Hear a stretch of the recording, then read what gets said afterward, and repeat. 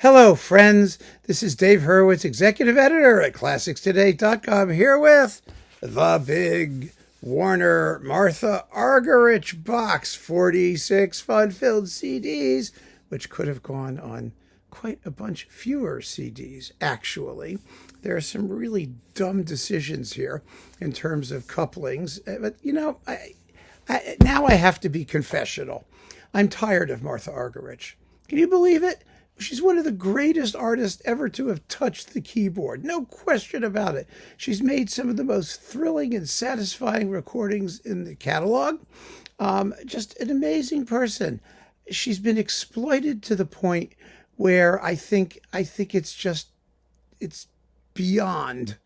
That's all I can tell you. I mean, all this stuff is issued and reissued and futzed around with.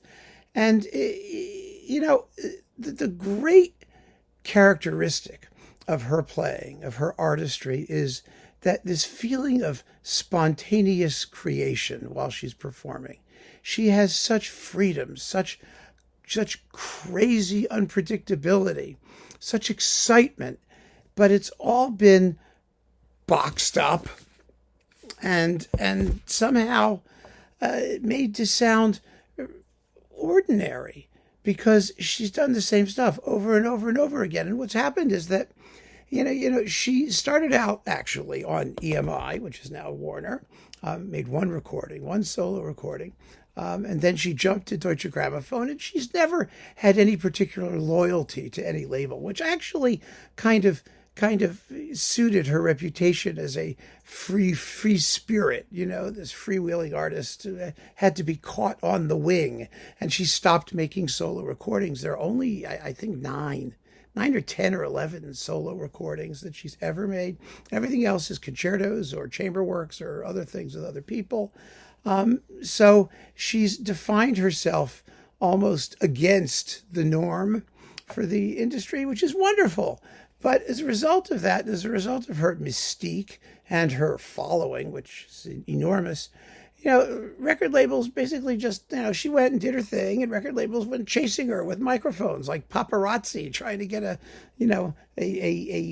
a salacious photograph. And so she appeared on Philips, which is now Decca, and Deutsche Grammophon, and here, and Warner, and Erato, and RCA. And I mean, she's all over the place, and especially because she accompanied others. She always wanted to work with other people, and those other people had their own labels. And so she was, very easy. My foot is stuck here. Wait a second. So she was really very, very relaxed about, who she made recordings with, as long as she was happy, as long as she got to do her thing. And it's a wonderful way to have a life. It's a wonderful way to have a career. But in terms of the discography, with the same stuff showing up over and over and over again, along with some gems and some rarities and all this other stuff, and she explores chamber music wonderfully. I don't want to take anything away from her, but what I find is that her discography and the way that it's been packaged and presented is just, it does her a disservice in many respects. It really does. But that's her choice. That was also her choice, because I don't think she cared. And so here we are. So there's this box. Now, previously, there were a whole bunch of Martha Argerich thingies. I mean, there's like a whole other series of Argerich live stuff coming out that I don't even deal with. But here are the original earlier Martha Argerich boxes that EMI released. There were 3 of them: solos and duos, which was 6 CDs, and 8 CDs of chamber music, and 4 CDs of concertos and things, including some of the Erato stuff, by the way. And here it all was. Lovely. And I have it. It's sitting there. It's right over here, in its little slot. So all of that stuff's on here, coupled differently, coupled foolishly in some cases. And then, or decoupled foolishly, let's put it that way. Then she started making all of these recordings at the Lugano Festival for what? It's 2000 and, I don't know, 2000 and something to 2000 and something else. Oh, here they are, 2002 to 2016. And those were released as separate sets as Martha Argerich and Friends every year. They contained stuff that she participated in and stuff that she did not. Needless to say, even though some of the stuff that she did not was splendid, I mean, it was very, very fine. They're all wonderful artists, but, people wanted her. So they decoupled her Lugano recordings and issued another box of Lugano recordings that had all of that stuff. And all of this stuff, by the way, these things were also, I think, coupled in a single box. I think they were. If they were, I have it somewhere. But it's impossible to keep track of all of these reissues. It really is. So now we have all the Lugano recordings, which was a lot of stuff. It was 20 some odd CDs, I think 22 CDs, I believe, or something like that. And all of these other EMI Warner things. Plus, it says here everything she did for Teldec. It's the complete EMI Classics, Teldec, Erato, and Warner Classics recordings. So there we go. And we're going to go through this, and I'll tell you what's on it. But I have to say, I don't know anyone who doesn't have a bunch of Martha Argerich recordings, and we're really getting to the point, if any collector, that is, or piano person, we're really getting to the point where the law of diminishing returns obtains. In other words, it doesn't make sense to keep getting these bigger and bigger boxes that either slam everything together or take everything apart if you already have the original stuff or some version of the original stuff, because there's got to be a limit to how much of this you need. There just does. I'm just trying to be practical and sensible here. Even though, and since I do these things, that I am as rabid a collector as exists at this point. I really am. I mean, I'm obsessive compulsive. I have, OCD, and when it comes to CDs and just buckets and buckets of them all over the place. And I spend a fortune on them, and it's my life. But I'm tired of Martha Argerich, which really says something, I think. So with that said, let's just go through this sucker, and we'll see what's in here. First, there is the typical essay thing. There's the typical essay thing about how fabulous she is. Then there's the index of works. And we'll take it from there. Okay. Oh boy, here we go. Now let me put these over here. And we'll put these over here. It's just, even organizing this to talk about it is a pain in the ass, frankly. All right, here it is. Her first legendary 1965 Chopin recording with the third piano sonata, a bunch of mazurkas, the nocturne in F major, the scherzo in C sharp minor, and the polonaise in A flat. And it's amazing. Just amazing. She remade some of this on her debut DG recording, but this is still absolutely fabulously wonderful, and some people have preferred it. Then we've got the live concerts from the Concerto, which were a hit and miss affair, actually. We've got, Bach, Partita number 2, Chopin, the same things she had over here on her debut, Bartok Sonata, Hinastera, Dances Argentinas, a bunch of those, the Prokofiev Sonata 7, a Scarlatti encore, and a bit from the Bach English Suite. This is the better of the two of these recitals. The second one has Schumann's Fantasiestücke, Ravel's Sonatine, which she does better on Deutsche Grammophon, and Gaspard de la Nuit, which she always does fabulously and did that so wonderfully on Deutsche Grammophon. These are live from 78 and 79, and, they have their moments. But, actually, they were like some of the last solo recordings I think she made. But they aren't great. Oh, and here's the other one, the other live one. This is the Mozart 25th Piano Concerto and Beethoven's First Piano Concerto with the Netherlands Chamber Orchestra under Zimmerman Goldberg and the Concerto under Heinz Wahlberg. And these are, she does the Beethoven first every 10 minutes. The Mozart 25 is an interesting thing to have. She's done more Mozart than you think, but it's interesting that she's never really made an impression in Mozart, largely because Mozart just isn't flashy enough. You want to hear a little bit more delicacy, sensitivity, things like that. And she can do that. She's got that, but nobody gives her credit, for doing it with Mozart. It's kind of interesting. I don't think this is such a hot Mozart 25, frankly. It's a little edgy, just, it's a decent live thing, but is it really special? And does this work? The 25th, which is one of Mozart's emotionally coolest concerti. It's all about structure, and it's a military concerto with trumpets and drums. It's grand, it doesn't display her gifts to the fullest. Let's put it that way. Then there's this sucker. Oh, Franck and Debussy cello sonatas. Well, the Debussy is a cello sonata. The Franck is the violin sonata arranged for cello, along with a couple Debussy thingies with Misha Maisky. This is pretty good because it was done. Misha Maisky at this point, I don't know, he didn't slobber the way he started to later, I think, and they got along really well, and so that's terrific. Oh yes, Nights in the Gardens of Spain with Albéniz Iberia. There we go. I mean, this was never a very good record. It's interesting. You would think that Nights in the Gardens of Spain would be like her cup of tea, that she'd be marvelous. But unfortunately, she is saddled with Daniel Barenboim in the Orchestre de Paris. The Albéniz is lousy. And, they're just soggy performances.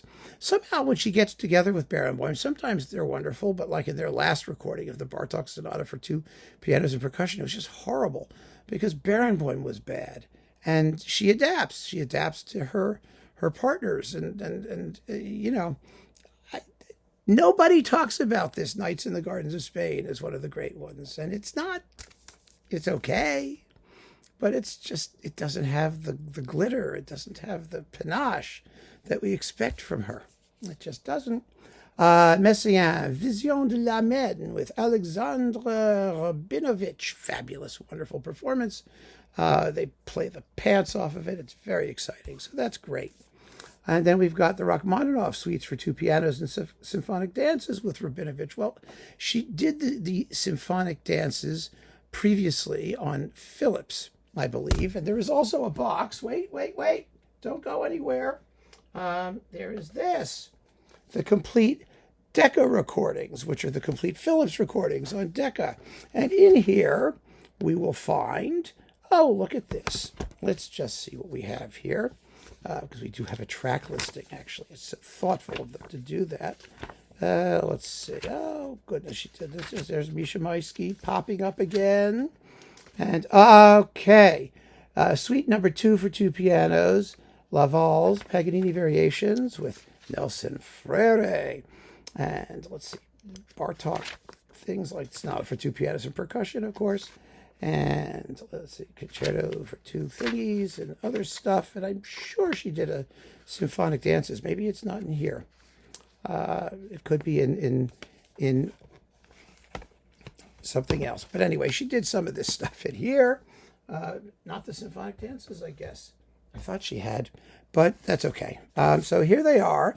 And I like let's put it this way, I like the stuff with Freire better, where she did it with Freire, but it's still, symphonic dances are pretty awesome. And it's okay. Mozart sonatas with Rabinovich. Again, we don't care much about her Mozart. I sure as hell don't. There's so many good performances of that. And what is she going to do that other people haven't done just as well? Honestly, in that music. Schumann Piano Concerto with the Violin Concerto with Gideon Kramer and Harnoncourt. Oh, these were strange performances, weren't they? She had done the Schumann previously, I think, with Rostropovich on Deutsche Grammophon. Wait, hold it. We can find out very easily because we have the concerto recordings. Is this them? Oh, yes. No, those are chamber ensembles on Deutsche Grammophon. And there are these concertos. These are solos, which means the concertos have to be here. The concerto recordings. Yes, here they are. Look at that.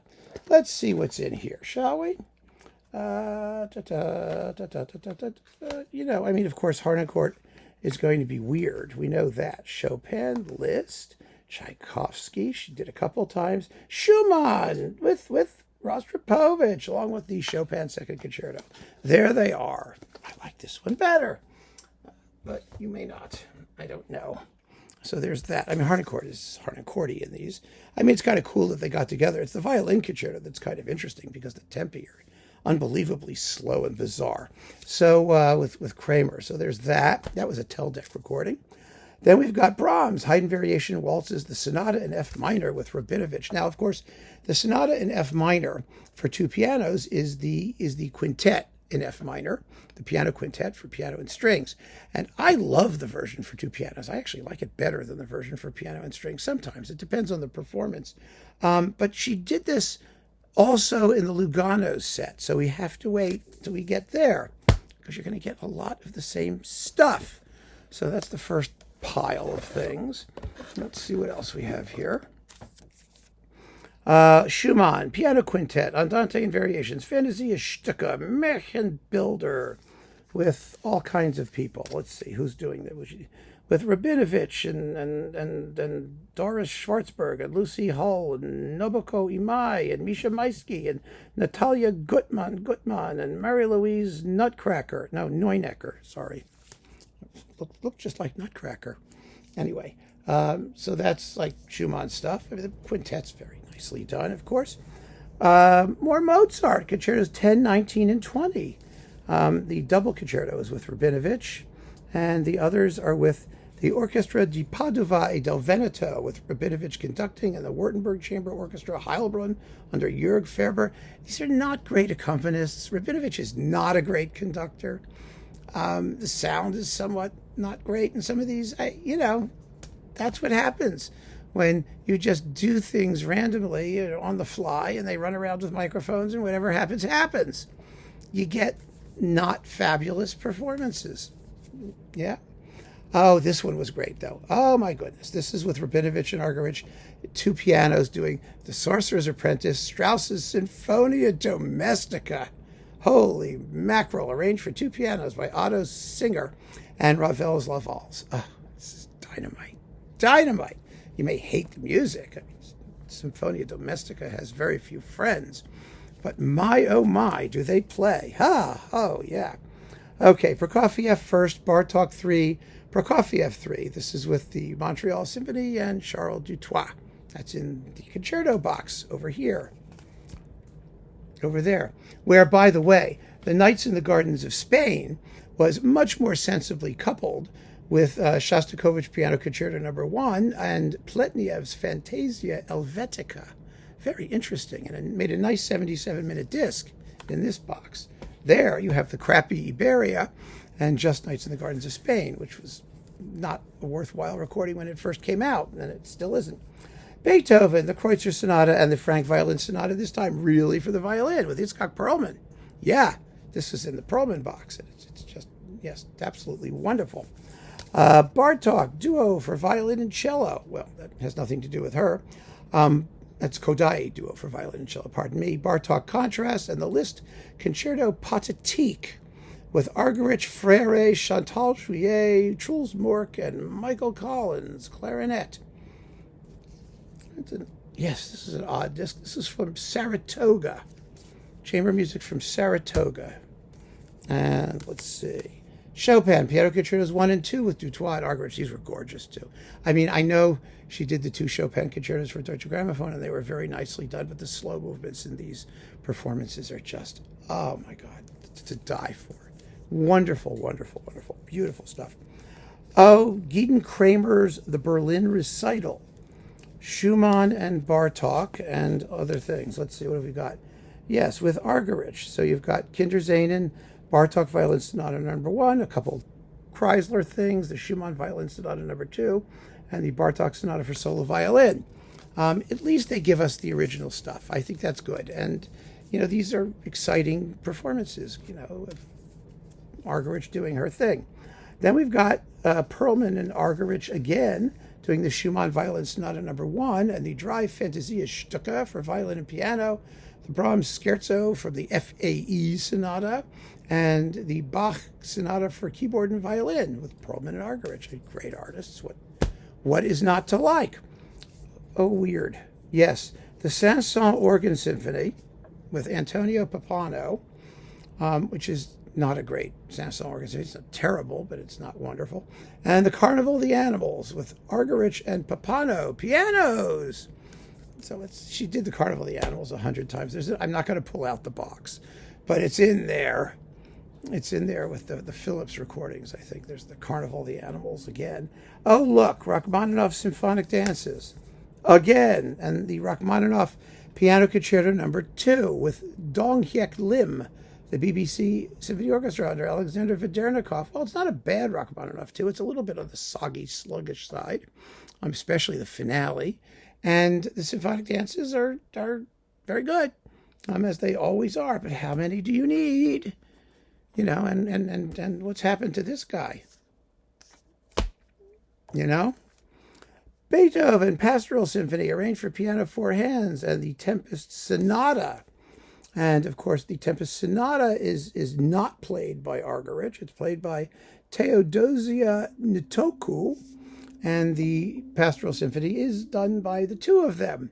And it's done mostly very beautifully. I think the slow movement could have had a little bit more,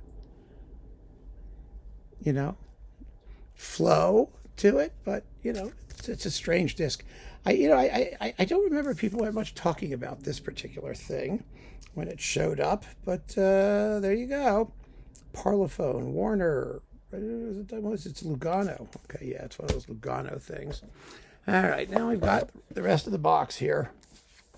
I don't know, the zillion things. They're all Lugano. These are the Lugano recordings. Legendary live performances. Legendary. Right. Yeah, sure. Legend in their own minds. All right, so we've got Mozart Piano Concerto 20 and 25 again, with the Orchestra della Svizzera Italiana, that wonderful Mozart orchestra, under Jacek Kasprzak. There we go. And the Piano Sonata number 16 with Peter Andrzejewski, not Argerich. So what's the point? You know, I mean, we've heard this stuff before. More Mozart. Oh my God, she did tons of Mozart. She really did. Sonata for piano, four hands with Maria Yao Pirish. Oh, that's nice. That's very nice. Sonata for two pianos with Sergei Babayan. The Fantasia in F minor with Lilia Zilberstein. These are all very good performances. And the Sonata for piano, four hands with Christina Martin. Okay, these are all fun. That's some of her better Mozart, I think, isn't it? I mean, wouldn't you agree?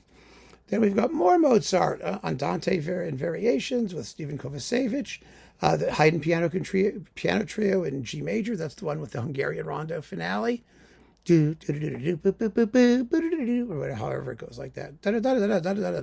It's that one. I was doing the piano concerto with the Hungarian rondo. All those Hungarian rondos, they all blend together. With the Capuçon brothers and the Beethoven Violin Sonata number 8 with Renaud Capuçon, and the trio for piano, clarinet, and cello with Marek. I'm not going to read all these people. You make me crazy. I mean, because everything is with somebody different and stuff. And yeah, okay, fine. Beethoven Piano Concerto number 1 again. Piano Quartet number 3 without Opus 36. And the Ghost Trio with Renaud Capuçon. The Capuçons are all hanging out here. The Piano Concerto is with the Orchestra della Svizzera Italiana, Herbert Soudan. I mean, come on, she did Beethoven 1 and 2 with like Sinopoli and the Philharmonia for Deutsche Grammophon. We never need to hear them again. We just don't. We don't. The Beethoven Triple Concerto with Capuçon, Maisky, and Rabinovich, who is now hyphenated. He has become a hyphen. Alexandre Rabinovich Barakovsky, he is now, because he didn't have enough syllables. And we've got the Orchestra della Svizzera Italiana, which was like the house orchestra of the Lugano Festival, unfortunately. The Cello Sonata number 2 with Misha Maisky, Beethoven, and the Choral Fantasy, which is just not really very good. Oy, oy, oy. It's got the chorus of the Radio Television Svizzera, and Diego Fazolas is the conductor, but nobody really talks about that thing. Let's see. Bach, Violin Sonata number 4 with Teddy Papavrami, and the Schubert Variations for Piano, 4 hands with Alexandra Mogilevsky. Mendelssohn, 2 Bits from a Midsummer Night's Dream with Christina Martin, and the Piano Concerto number 1 with the Capuçon brothers. This is such a grab bag of stuff. Some of the repertoire is really interesting. All of the performances are pretty accomplished. You know, what do you get out of Martha Argerich from this stuff? That's the question, isn't it? Chopin, First Piano Concerto. No. With the orchestra of this, SSI, Svizzera, whatever, with Jacek Kasprzak. And the introduction and Polonaise Brillante in C major with Gaudier Capusancelli and Liszt played preludes, played the version for two pianos with Daniel Rivera, and the Reminiscences de Don Juan for two pianos. Well, this is fun. With Mauricio Valina. That's a fun performance. That really is. But because I love the Reminiscences of Don Giovanni, Don Juan. It's a great piece. Schumann's Kindersehnen. Oh, look at that. She plays it, actually. Oh, my goodness. Legendary live performances. With Martha Argerich, piano, the Fantasia Stucke, the Violin Sonata No. 1, Violin Sonata No. 2, with Renaud Capuçon. So there you go. Look at that. She already did the Kindersehnen, I think. Shall we find out? Oh, why not? You know? I know you've got your head to your hands. You're going, no, stop, please. I don't care. You know, it's my channel. You got endless time. The solo recordings. Let's take a look in here, shall we? Because I know she did a bunch of Schumann hoogies and oh, that's CD1. That's not it. Chopin. She did some of that stuff. Is that all Chopin? Yes, it is. And I know there's a Liszt. Schumann. There's Schumann. Liszt. Schumann. Piano Sonata No. 2. Oh, goodness. More Chopin. She should just do some solo things. I know she feels lonely and all that crap, but I don't care how lonely she feels. She owes us. Let's see. Chopin. Boy, there's a lot of Chopin in her solo recordings, isn't there? Bach. There's the Bach recital, which was like famous. Schumann. Kindersehnen. I knew it. I'm just kidding. This is the one to get. That's the one to get. What's this? More Schumann Piano Concerto. The Schumann Piano Concerto. No. And more Fantasia Stuckas, the piano quartet. Okay, well, there's something she hasn't done 100 times. With the Capuçons and Lyda Chen viola, and it's fine. It's fine. I'm so tired of these Fantasia Stuckas. Let her take... I'm not going to say it. What she can do with her Stucken. Schumann, Andante and Variations for two pianos, piano quintet. Again. And let's see, the Violin Sonata No. 1, 5 Stucke in Folkstone. No, it's just too much repetition. Schumann, 6 canonic etudes arranged for two pianos by Debussy with Lilia Zilberstein. Well, those are fun. Adagio and Allegro for piano and cello. Fantasia Stucke for flugelhorn and piano with Sergei Nakaryakov, flugelhornicist.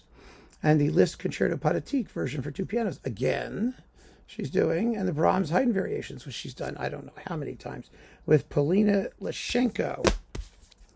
Brahms, Sonata for two pianos in F minor. Here's the other one with Lilia Zilberstein. This is the good one. It really is. This is the one, the juicy one, the one to have. And the Haydn Variations with Nicholas Angelich. Okay. Which she's also done 150 times. Tchaikovsky, the Nutcracker Suite. Well, the one with the duty for here. This is for two pianos. But the one to really hear is the one for two pianos and percussion. Which is on the two pianos and percussion disc, which I have right over here. Oh, no, it's all right. Never mind. Is it with two pianos and percussion or just two pianos? She does the Bartok Sonata for two pianos and percussion, and she does the Ravel Rhapsody Espagnole. And Peter Sadlow did the arrangements. They're really wonderful. And then there's a Nutcracker Suite on there too, I think. But anyway, she's done it before. Smetana Sonata for two pianos, 8 hands. And the Rondo for two pianos, 8 hands. Well, there's a novelty. See, novelty. I go for the novelty. It's nice to have novelty. And Julius Zarebski's Piano Quintet in G major. He lived from 1854 to 1885. Okay, so there we have it. Some novelty. And she'll do anything, She's got her buddies. So, yeah, why do we have to keep reading the same 5 things? Oh, God, speaking of which, the Carnival of the Animals. Again. Debussy's Petite Suite en Blanc et Noir and the Ravel Piano Concerto in G. How many times can she do the Ravel Piano Concerto in G? That is the question. She did it a couple times for Deutsche Grammophon. The first time with Abato is the best, hands down. Everything else after that has been forgettable. There was a DG box, remember, from Lugano of concerto recordings? It was like a long thing. I have it sitting in my long thing file, which I don't know even where it is. And, they were not very good. You can find a review, not here, but on Classics Today. Yeah, I mean, they were really disappointing for the most part. The best thing on there was sort of the Poulenc Concerto for two pianos, which was played faster than it ever has been, but, you know, more of the same. Ravel, Gaspard de la Nuit. Well, it's not played by her, and Laval is played by Sergio Tiempo. Mother Goose. Okay, well, here's piano four hands. And the Ravel Piano Concerto in G major. Up again! And Debussy Afternoon of a Faun with Stephen Kovacevic. Okay, well, that's nice. But, I mean, let's see. Let me just make sure. I just want to see it. If no, the timings are subtly different. Okay. All right, this one's gotten a little slower. Isn't that nice?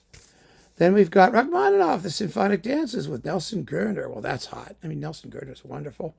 The Suite for two pianos and the Suite for two pianos with Lilia Silberstein and Gabriela Montero. So it's all Rachmaninoff. It's music that she's done 5 billion other times, but these are good performances.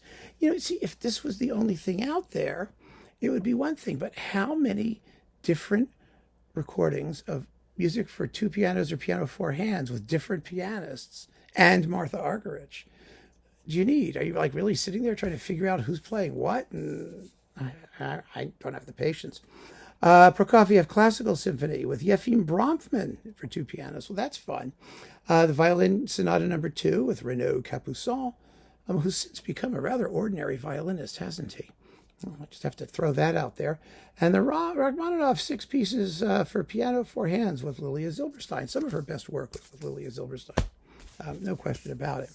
Bartók, Romanian folk dances with violin and piano. The Sonata for two pianos and percussion with Stephen Kovacevic and two pianists. So yeah, this is pretty good, except she already recorded it with Stephen Kovacevic for Philips, which is now Decca, which was in that box that we just talked about. And then there's her best one with Nelson Freire, which is just hot beyond belief. That's the ultimate. And the Violin Sonata Number 1 with Renaud Capuçon again. Oh, boy. Shostakovich, Concerto for Piano, Trumpet, and Strings with Vedernikov and the Orchestra della Svizzera Italiana and Sergei Nakaryakov, trumpet. He also played the flugelhorn, I believe. You know, she does this piece well, but she's recorded it also a couple of times, and one of them was on Ricordi, wasn't it? It was Italian. It was coupled with the Haydn D major, and that was sort of the better one, I think, that she did. And this is okay, but again, it's not going to raise the roof. The Concertino for two pianos in A minor with Lilia Silberstein and the Piano Quintet. Well, that's nice to have. Definitely nice to have. Although not as cool as her trio, where she did it with Kramer and Maisky and on Deutsche Grammophon with the Tchaikovsky trio. Now, that was hot, wasn't it? Up, Shostakovich, Trio Number 2 with Maxim Vengerov and Gautier Capuçon. Well, it's very good, but it's not quite as hot as it was with Maisky and Kramer on Deutsche Grammophon. I mean, it's very good, but it really is. The Poulenc Sonata for Piano Four Hands with Dagmar Clotu. Leos, looking at this, it's Janacek. There we go. Okay. The Concertino for piano. Let's make sure she's playing the piano. Yeah, she is. That's a good thing. And Lutoslawski, Paganini Variations, which she's also recorded before. So the Poulenc and the Janacek are kind of like the outstanding items there because they're new or newish. Mieczysław Weinberg, Violin Sonata Number 5 with Kramer. Lutoslawski, Paganini Variations again. Pletnev, the Fantasia Helvetica, there it is, with Alexander Mogilevsky, two pianos, and the Orchestra della Svizzera Italiana under Mikhail Pletnev. It's his own piece, and it's a big one. It's a big sucker. It's about, it's like half an hour long, 12 plus 18. Yeah, it's over half an hour. Interesting. That's an interesting item, which is also in the box here, where it belongs, coupled to Nights in the Gardens of Spain, and here's the last disc. Nights in the Gardens of Spain, again, oh my God, with the Vedernikov and the Svizzera Italiana. There's another not great Nights in the Gardens of Spain. I mean, Nights in the Gardens of Spain needs a really great orchestra and a great conductor, and of course, a great pianist, which she is. But, then we've got Mariano Morris, Taquito Militar. It's for two pianos, and Luis Bacalov, Porteña, for two pianos and orchestra. And then Carlos Guastavino. Oh, remember him? His three romances Argentinos with Mauricio Vellina and Piazzolla, Tre Tangi. Yeah, that's disc 46. Yes. And that's it. I mean, those are all interesting, all the Argentina stuff. And, that's her patrimony, which she's actually explored very, very little. I think she should have done the Hinastera First Piano Concerto. Don't you, at least, at some point in her career? I mean, if she's only going to do concertos, really, her repertoire preferences have been somewhat conservative and not entirely interesting. And when she does do unusual repertoire, it's fabulous because someone of her stature and artistry should be doing unusual repertoire. But she's done very little. She's done the same things over and over again. And now she's at a point in her career. Well, I don't know, if she's still at the top of her form. I mean, she's still awfully good from what I've heard. But, she could have done all kinds of interesting things. But this was her life. And it's been documented ad nauseum. So if you want the latest ad nauseum documentation of her life, get this box. I just don't think it's necessary, unless you've never heard of her, in which case you've been living in another galaxy for the past 4 decades, 5 decades. So there you go. Keep on listening, friends. Thanks for joining me. Take care.